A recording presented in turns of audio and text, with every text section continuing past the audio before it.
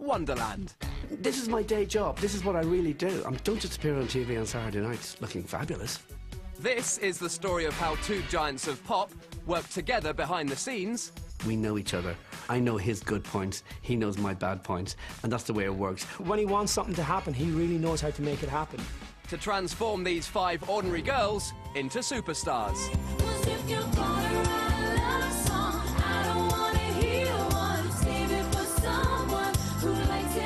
We've followed them through fashion and photo shoots. Oh my God. To stadiums and stars. Because they have the talent, you know, they're great singers. I see big things coming from them. For Louis Walsh and Kian Egans, the stakes couldn't be higher as they battle to prove that Wonderland really are the next big thing.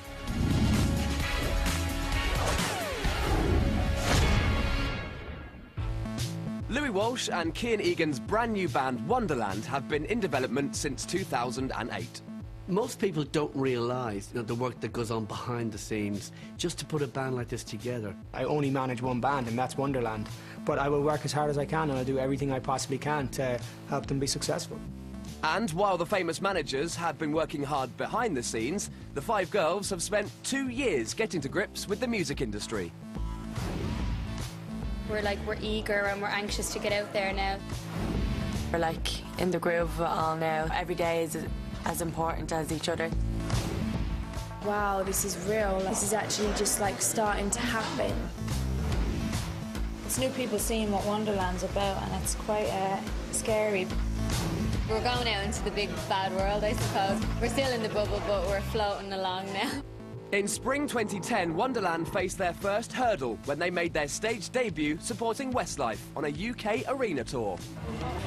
I'm ready to do this.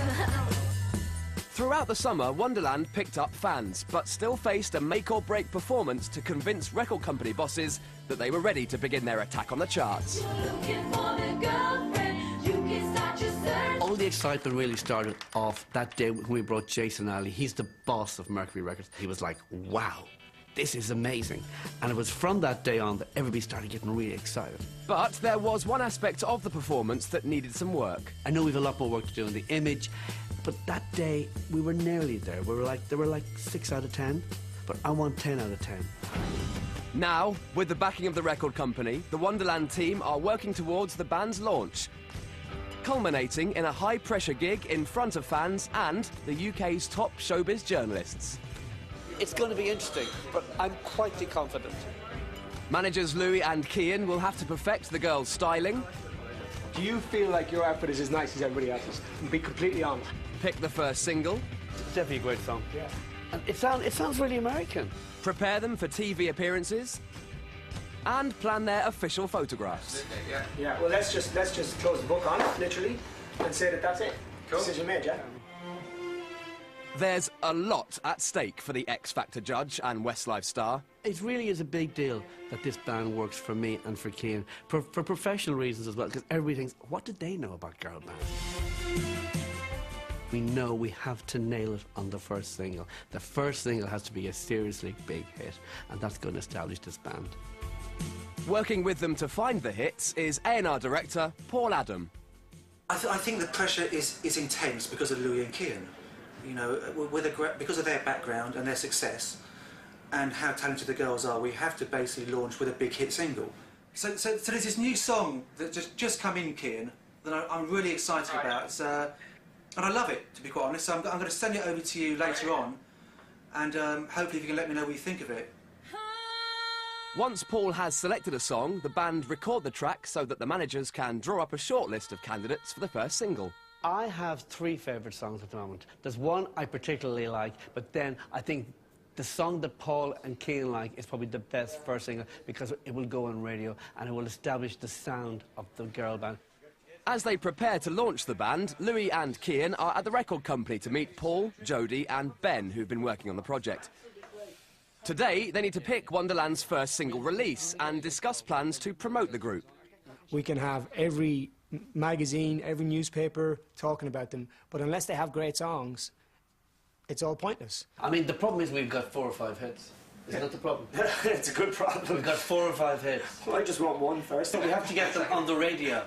So, Jodie, you think you can get them on the radio? We could have a good chance of getting some. Yes or no? Yes. Is that politics? Yes.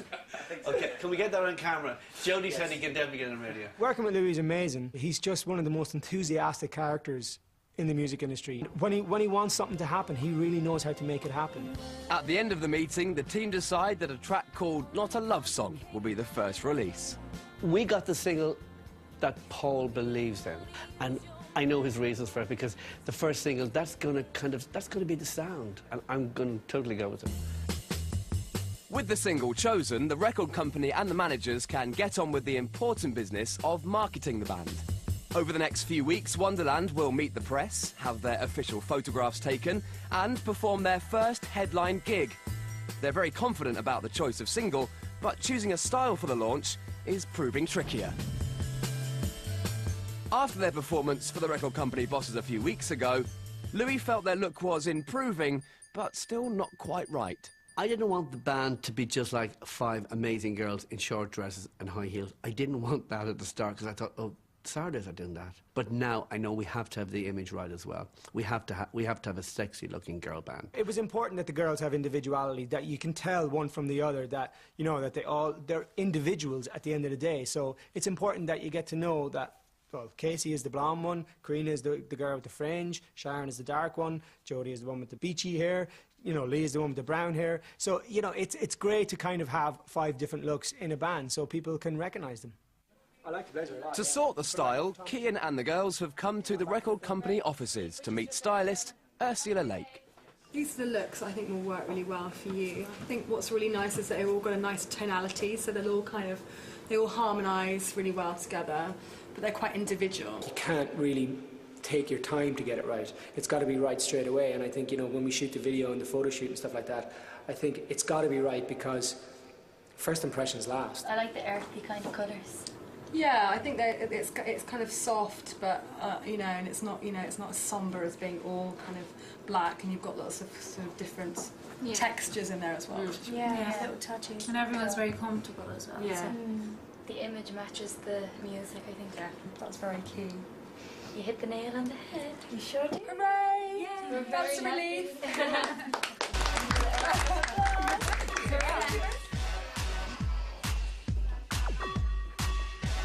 We're all pretty happy. We feel really comfortable, and we're singing like ballads and like big songs, so we need to feel comfortable and need to be able to connect to the song, so we need to be comfortable in what we're wearing. So I think these clothes definitely suit that purpose.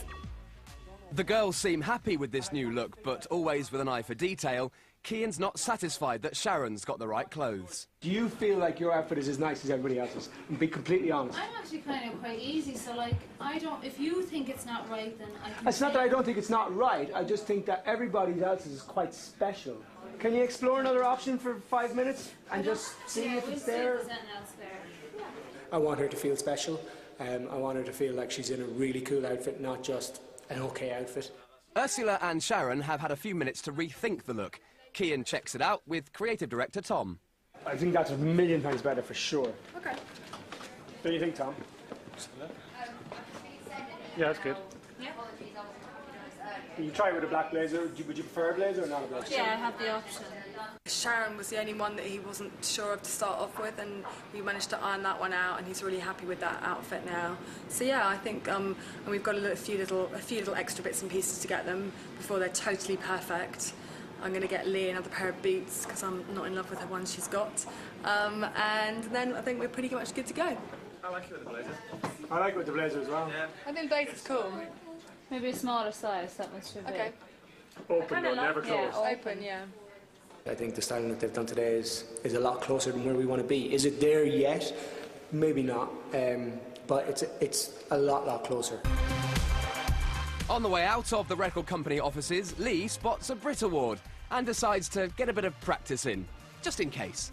We'd just like to thank our managers, Louis and Kian, everyone at Mercury Records, and our family. Still to come, the band pick up performance tips from one of the country's hottest new talents, Pixie Lott. And Wonderland perform in front of their toughest crowd yet.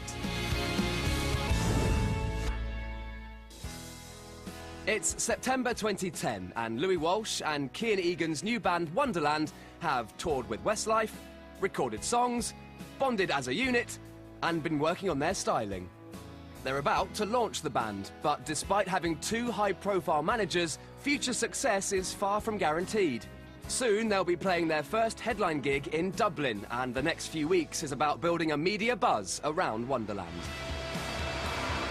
So, today the girls are at a London studio, rehearsing for a special performance to help launch the band. But this one isn't for fans. It's for the people who'll determine whether or not the girls are heard on radio, seen on TV, and featured in magazines. Backstage, the girls change into the outfits they selected with their stylist, and understandably, they're nervous. There's a few important people out there, so we need to impress, and we're ready for it all.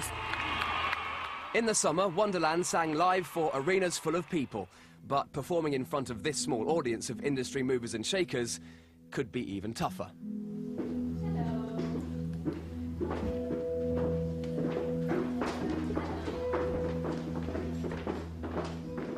Hello everyone. The first song that we're going to sing for you is called Nothing Moves Me. Really hope you enjoy it.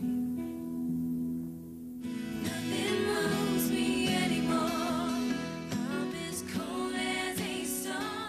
It's sometimes a little bit like intimidating seeing other people like looking up at you and stuff, but we're getting used to it now. We know that there's like a lot of pressure on us today, but we're trying to not let it get to us, because if it does, then we'll end up like forgetting our words or something.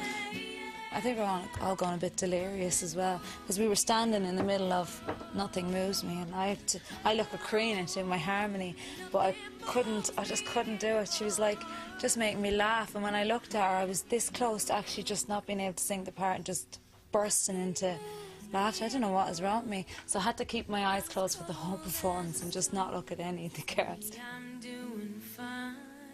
If Wonderland don't go down well with people like these, they won't get the promotion they need to be a success. A quick regroup, and they have to do it all over again for a whole new audience. 1, 2, 3, hit it! If you're gonna write a love song, I don't wanna hear one. Save it for someone who likes it like that. If you're The week of rehearsals, where some of the press came down to see the girls, was super important. I was away, I was in LA at the time, finishing the Westlife album, but the feedback that I got was amazing. Lovely, yeah, very talented. Got to hear each of them sing, which was nice, because usually there's just kind of one that can really sing in a band.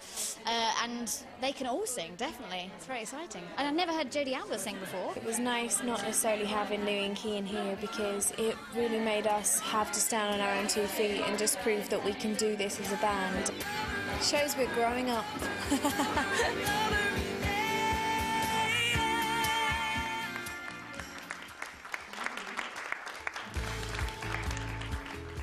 It's not just about the singing, though. The girls have to put the time in chatting to the journalists and getting them interested in the band.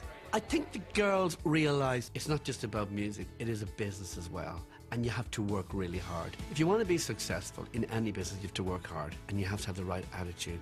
And it needs everybody working together as a team. Otherwise, it doesn't work. Hopefully now we'll be on our way. Yeah, it's so exciting. I can't believe it. They all have like different meanings. Yeah, that's going to be the first thing. Did you meet Lucy? Yeah, you met Lucy already from More Magazine. She's given us the front cover and a few front cover. months. Yeah, Definitely. Not yet. Don't hold me to that. My face is like so sore today from smiling so much. From singing and smiling. Should just be miserable, shouldn't I? No, because it wouldn't suit you. The girls are tired after a long week, and it's time to head home for some well-earned rest. Come here. Come to your auntie.